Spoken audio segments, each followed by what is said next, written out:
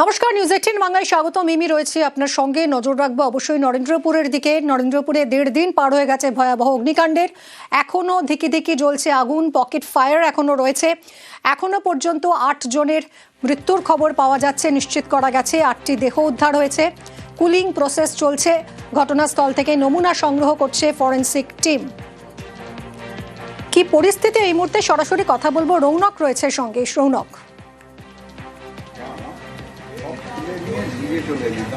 দেখো, একেবারে ইতিমধ্যে যেমন ফরেন্সিক টিমের আধিকারিকরা ঘটনাস্থলে পৌঁছেছে। গতকাল যেখান থেকে দেহাংশ উদ্ধার হয়েছিল সেই জায়গায় ইতিমধ্যে নমুনা সংগ্রহ করা হচ্ছে। অন্যদিকে যে টিনের কারশেড বিস্তীর্ণ কারখানা জুড়ে ভেঙে পড়েছে সেগুলোকে কেটে সরিয়ে ফেলার জন্য কলকাতা কর্পোরেশনের তরফ থেকে ডেমোলিশন টিম তারা এখানে এসছেন। কারণ যে 12 জনের এখনো নিখোঁজের খবর রয়েছে, তারা আদতে কোথায় রয়েছেন এই খোঁজেই কিন্তু কারখানার প্রত্যেকটি জায়গায় পুলিশের তরফ থেকে তল্লাশি চালানো হচ্ছে। স্থানীয় হাসপাতালে তাদের খোঁজ নেওয়া হচ্ছে এবং একদিকে যেমন ফরেন্সিক নমুনা সংগ্রহ করছে, অন্যদিকে কলকাতা পৌরসভার ডেমোলিশন টিম তারা কাজ করছেন। অন্যদিকে আর্থ মুভারও নিয়ে আসা হয়েছে।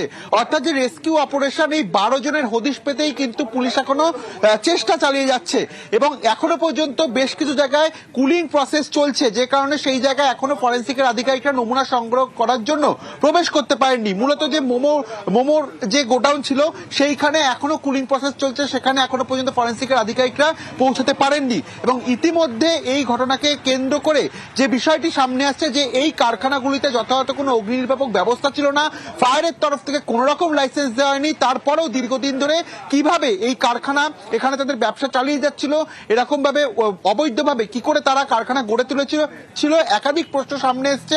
এবং দমকলে ডিজির তরফ থেকেও জানানো হয়েছে যে এই কারখানার মালিকদের বিরুদ্ধে আইনত যে ব্যবস্থা সেই ব্যবস্থাও নেওয়া হবে। কিন্তু পুলিশের এখন প্রাথমিক অনুসন্ধান যে এই যে 12 জনের নাম যাদেরকে এখনো পর্যন্ত খুঁজে পাওয়া যাচ্ছে না, তারা এখন কি অবস্থায় রয়েছে। কারণ বিস্তীর্ণ এলাকা জুড়ে যেহেতু কারশেড ভেঙে পড়েছে, তার নিচে চাপা পড়ে রয়েছে কিনা এবং তাদেরকে খুঁজে পার করার জন্য কিন্তু ইতিমধ্যে নরেন্দ্রপুর থানার পুলিশ চেষ্টা চালাচ্ছে।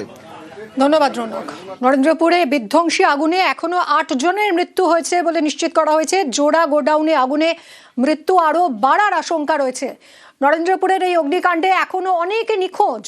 ধ্বংসস্তূপ সরিয়ে নিখোঁজদের খোঁজে তল্লাশি চলছে। কথা বলবো অর্পণের সঙ্গে। অর্পণ, আরো কতজন নিখোঁজ এখনো যে আশঙ্কাটা রয়েছে, যে 8 জনের দেহ উদ্ধার হয়েছে, হয়তো সংখ্যাটা আরো বাড়তে পারে। কতজনের পরিবার এই মুহূর্তে ঘটনাস্থলে রয়েছে, খুঁজে পাওয়া যাচ্ছে না?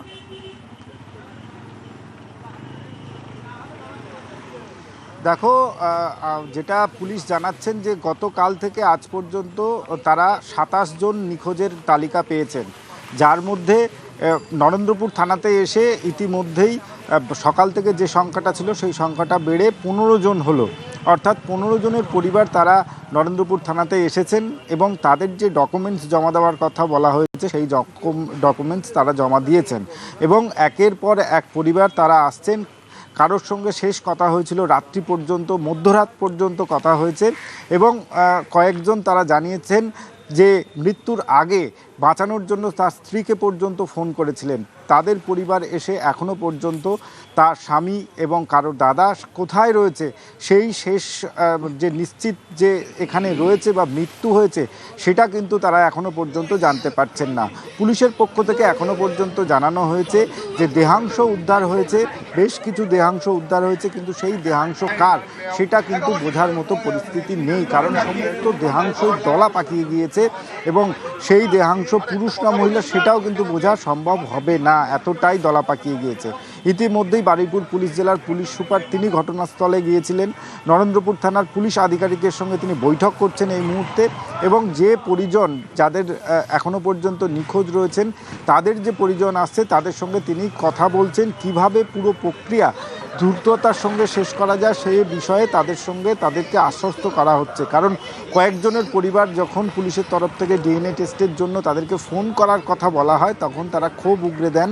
তারা যেটা জানাচ্ছেন যে এখনও পর্যন্ত তার স্বামী বা কারো দাদা কোথায় আছে, কারো ছেলে কোথায় আছে সেটা শেষ পর্যন্ত তারা জানতে পারছেন না। কিন্তু পুলিশের পক্ষ থেকে ডিএনএ টেস্টের জন্য ফোন করা হবে বলে জানানো হচ্ছে। সেটা সময় সাপেক্ষ, সেই সময়টুকু ধৈর্যের বাঁধ ইতিমধ্যেই যারা পরিজন রয়েছে সেই বাঁধ কিন্তু ধৈর্যের বাঁধ ভেঙে গিয়েছে। তারা বলছেন যত দ্রুততার সঙ্গে এই কাজ সম্পূর্ণ করা। একদমই তাই। উৎকণ্ঠার প্রহর গুনছেন এই মুহূর্তে তাদের পরিবার পরিজন। অনেক ধন্যবাদ অর্পণ।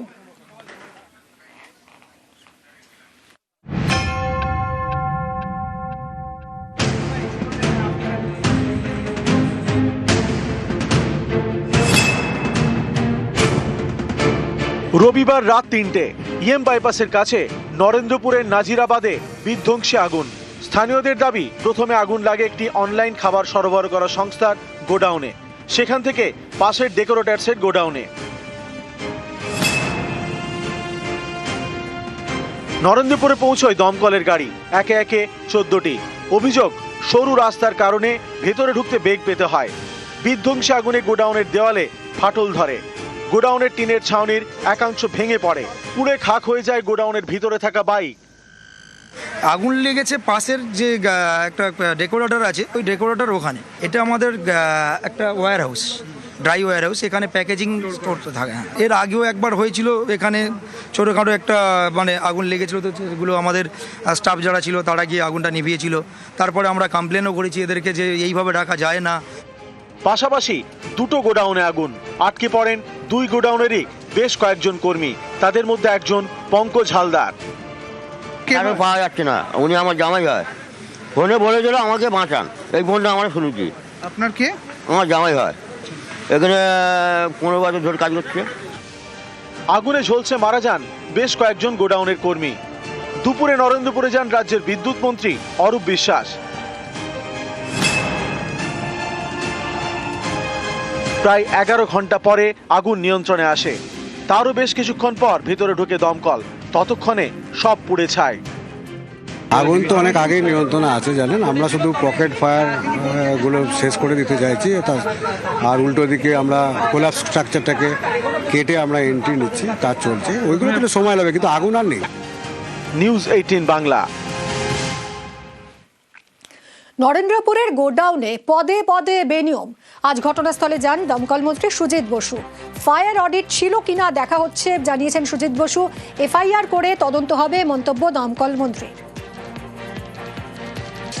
আমাদের ফায়ার অডিট হয়, এটা আমাকে দেখতে হবে এখানে ফায়ার অডিট হয়েছিল কিনা, সেটা এনকোয়ারি করব। সমস্ত জায়গায় ফরেন্সিক হয়, এখানেও সেগুলো হবে। এখানে এফআইআর হবে, শুধু তাই না, এনকোয়ারি হবে, এফআইআর হবে, এবং আমাদের তরফ থেকে আমরা বলতে পারি যা যা আইনগত ব্যবস্থা আছে এর বিরুদ্ধে সবকিছু ব্যবস্থা নেওয়া হবে। ঘটনাস্থলে যান DG fire. Fire safety clearance ছিল না, দাবি ডিজি ফায়ারের। ফায়ার ক্লিয়ারেন্স তো নেই এটা বলতে পারি, বাকি ইনভেস্টিগেশনের পার্ট আছে। যেটা ফায়ার পার্ট দিকে এই ক্লিয়ারেন্সটা নেই কিছু। আপনারা কি এফআইআর করবেন? নিশ্চিত তौर पे করা হবে, নিশ্চিত তौर पे করা হবে। ভায়োলেশন হয়েছে তো ফায়ার এফআইআর হবে। আইন মাফিক যা কিছু প্রসিডিওর আছে সবকিছুই হবে। কিন্তু প্রশ্ন তো উঠবে, এত বছর চললো কি করে স্যার? প্রশ্ন তো উঠবে, এত বছর চললো কি করে? আপনাদের ডিপার্টমেন্ট রয়েছে, এত নজরদারি রয়েছে। এটা তো ইনভেস্টিগেশন না হয়ে বলা যাবে এখান থেকে দাঁড়িয়ে কেউ বলতে পারবে? আগে তো ইনভেস্টিগেশন করতে হবে না, কি ব্যাপারটা কি, কোথায় কি আছে না আছে, না ইনভেস্টিগেশন হয়ে কিছু বলা যাবে।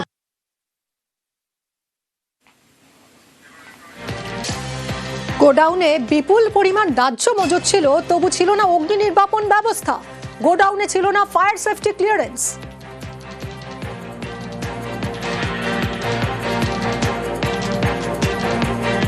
দীর্ঘক্ষণ পেরিয়ে গেলেও এখনো কেন আগুন জ্বলছে, এটাও একটা প্রশ্ন।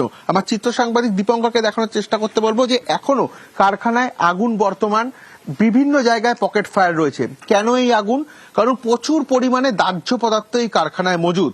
যতটা পরিমাণ থাকা দরকার তার থেকেও বেশি পরিমাণে এখানে দাহ্য পদার্থ মজুদ রয়েছে, যেই কারণেই কিন্তু এখনো পর্যন্ত আগুন জ্বলছে, পকেট ফায়ার রয়েছে। এবং যতক্ষণ না পর্যন্ত আগুন নিয়ন্ত্রণে আনা যায়, তারপরে কুলিং প্রসেস করা হচ্ছে, ততক্ষণ পর্যন্ত কিন্তু এখানে রেস্কিউ অপারেশন এবং ফরেন্সিক টিমের কাজ করা কার্যত অসম্ভব বলাই চলে। এবং আরো একটি বিষয় যেটা সামনে আসছে, যে এই গোডাউন এতদিন ধরে তৈরি হয়েছিল, কেউ কি জানতেন না এখানে কোন রকম অগ্নি নির্বাপক ব্যবস্থা ছিল কি ছিল না? দমকল সূত্রে খবর, এই ধরনের যে বড় বড় কারশেড গুলো হয়, দেখানোর চেষ্টা করছি যে বড় যে এইরকম ধরনের কারশেড যার ভেতরে এরকম বিভিন্ন সামগ্রী মজুদ থাকে, সেই জায়গা জায়গাতে কিন্তু প্রপার অগ্নি নির্বাপক ব্যবস্থা থাকে, কিন্তু এই গোডাউনে কিছুটা দূরে দূরে 4 থেকে 5টি ফায়ার এক্সটিংগুইশার ছিল। ফায়ার এক্সটিংগুইশার দিয়ে এরকম ধরনের গোডাউনে কিন্তু ফায়ার কন্ট্রোল করা হয় না। প্রপার লাইন করে যে ধরনের অগ্নি নির্বাপক ব্যবস্থা, সেই অগ্নি নির্বাপক ব্যবস্থা এই ধরনের গোডাউনে রাখতে হয়, কিন্তু কোন রকম অগ্নি নির্বাপক ব্যবস্থা এই গোডাউনে বর্তমান ছিল না, এমনটাই দমকল সূত্রে খবর। অর্থাৎ এর দায় নেবে কে? দীর্ঘদিন ধরে এইরকম ভাবেই এই গোডাউন চলে আসছিল এবং গোডাউনের মালিক গঙ্গাধর, তাকে বারংবার পুলিশ ফোন করছে, তার ফোন সুইচ অফ, তার কোন রকম হদিশ পাওয়া যাচ্ছে না, এবং যারা নিখোঁজ তারা কোথায় রয়েছেন, এটাই কিন্তু এখন পুলিশের কাছে প্রথম প্রশ্ন। ক্যামেরায় দীপঙ্কর মল্লিকের সঙ্গে রৌনক দত্ত চৌধুরী, নিউজ 18 বাংলা, কলকাতা।